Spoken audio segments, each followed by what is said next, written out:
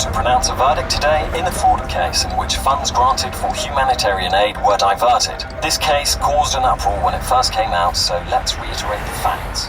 The following documentary is a fictional reconstitution of a real fraud investigation carried out by OLAF, the European Anti-Fraud Office. The places, the names of stakeholders and several details have been altered, but all the facts are based on OLAF's work.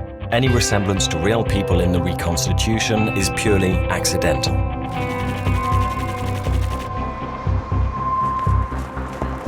The story started with some information about serious irregularities at a big European NGO receiving EU funds for development projects around the world. We're not just talking about one case or even one irregularity. Yes, the initial information we received referred to an international scam. There were sufficient suspicions for us to open a fully fledged OLAF investigation. It came in the form of an anonymous letter suggesting that a certain NGO could be receiving double funding from different donors for the same projects. So while the NGO was getting paid twice for the same work, it seemed that the work was not even getting done. Then we received more information from an employee of that NGO. He had been surprised that so little activity was going on in the field and became suspicious. Since the projects were funded by the EU, he knew it was his duty to report his suspicions to OLAF. Many of the projects were indeed financed directly from the EU budget. Since it's OLAF's job to investigate fraud against the EU budget, we swiftly engaged in a joint fact-finding mission with the member state agency about the doubtful NGO. OLAF works hand in hand with the member states to protect the financial interests of the European Union. The joint missions open us more doors and enable us to gather effective information, which is key for a successful investigation.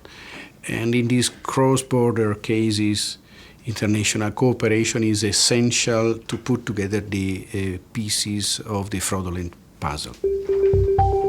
The member state agency provided us with information about the projects that they had granted to the NGO. A first clue came from the fact that the member state was funding the same projects as the EU. This is of course not illegal, but what if the member state and the EU are both paying for the same work? This is what we call double funding.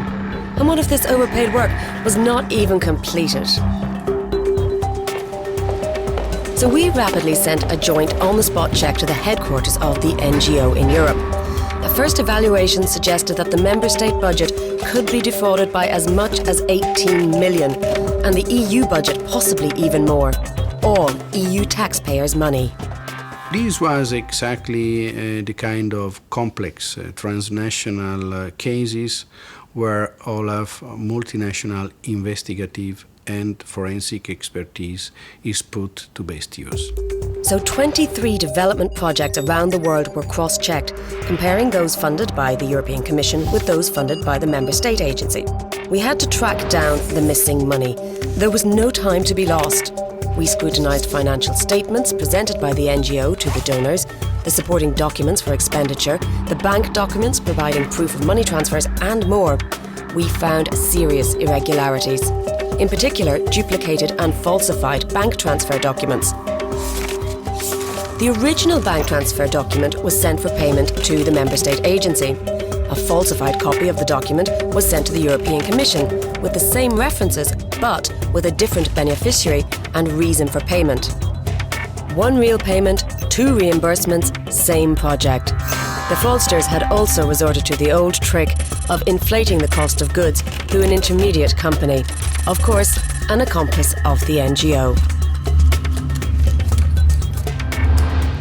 Meanwhile, OLAF received allegations from a country in Africa regarding the doubtful NGO. The informant was an employee of a third country national anti-fraud agency who knew OLAF. He had heard that a project financed by the EU to demine a road was not advancing well. OLAF has a variety of partnership arrangements with third country control agencies and international organisations around the world. These arrangements facilitate setting up joint investigations, exchanging data, etc. In Senegal, for example, we have a very good relationship with the National Anti-Corruption Office. These agreements cover 3 types of actions. First, exchange of information. extremely important. Then, capacity building, and finally, operational support during investigation missions. So based on the allegations from this latest informant, we took off for Africa.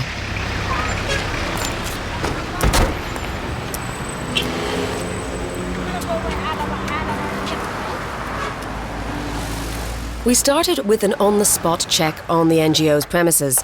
We thoroughly checked the project documentation and all the routine reports on demining activities that could be found, and we couldn't find many. The local authority was very helpful at providing key information and identifying possible witnesses to interview.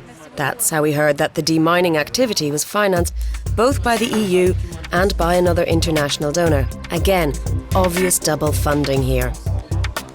As is usual, a colleague from the Digital Forensics Unit was with us to do forensic copies of the NGO's hard disk drives. We also went into the field, and it was obvious that the contract had hardly been implemented. The local people needed that road to take their goods to market. Although a local conflict ended several years ago, landmines continued to make the journey treacherous. Children were often injured because they found landmines and played with them. No one working, no demining equipment, and not even a warehouse. Apparently, the NGO hadn't paid for them. We couldn't believe it. This is raising several concerns because it's becoming a way of getting richer.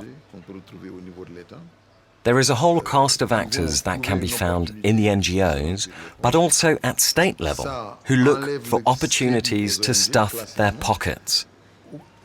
This discredits the NGOs among the populations and their expectations, first, but also among the international community and the taxpayers of these countries, who agree to mobilize funds out of international solidarity. Back in Brussels, digital forensic colleagues helped us to analyse the huge amount of data collected from the NGO's computers. They pinpointed this very compromising email communication between the operational staff of the NGO. Unfortunately, we have not performed the demining activity as we have declared in our interim report submitted to the EC. So, that was it. The administrative investigation was over, and we had come up with evidence. The next steps belonged to our partners. The Commission department responsible for development would act on OLAF's recommendation to recover money for the EU coffers. The competent judicial authority in the NGO's host country would take on the criminal case. The judicial police carried out searches and checks. They found huge amounts of money in the personal bank accounts and safety deposit boxes of the NGO's big bosses. This led to their arrest and trial. This case highlights the great importance of international cooperation between OLAF and the donors, between OLAF and the member states and third countries' authorities, to exchange information, to verify the information, also on possible new frauds and irregularities. And ultimately, the importance of the cooperation with judicial authorities, which can use the evidence brought by OLAF and can bring the perpetrators in front of the justice. Humanitarian scandal. The NGO's 4 directors convicted of funds diversion were sentenced to 2 years in prison. The money found in the guilty safe deposits was seized. In total, the European Union managed to recover about 10 million euros. The verdict relies on the administrative investigation of OLAF, the European Anti-Fraud Office. Sport. The European Anti-Fraud Office. Detect, investigate, protect.